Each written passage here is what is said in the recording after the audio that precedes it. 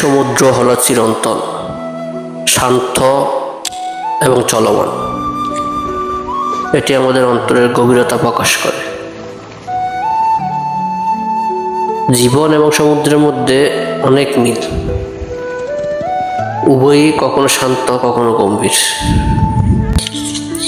আপনার প্রচণ্ড মন খারাপ এক মুহূর্তেই ভালো হয়ে যেতে পারে এই সমুদ্রের কাছে গেলেই।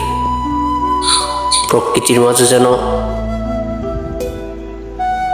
আকর্ষণীয় সুন্দর, সেটি হচ্ছে সমুদ্র। সমুদ্র পৃথিবীর অন্যতম বিস্ময়কর ও রহস্যময় প্রাকৃতিক সম্পদ। সমুদ্রের ঢেউ হচ্ছে একটি শান্তির সুর।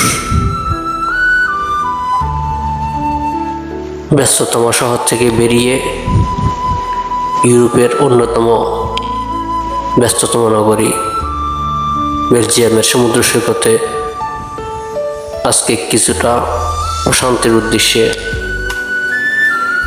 আমাদের যাত্রা। কোলাহলমুক্ত জীবনে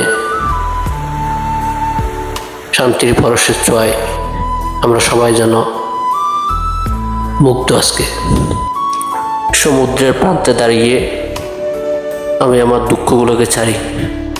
আজকের মতো বিদায়, দেখা হবে নতুন কোনো যাত্রায়।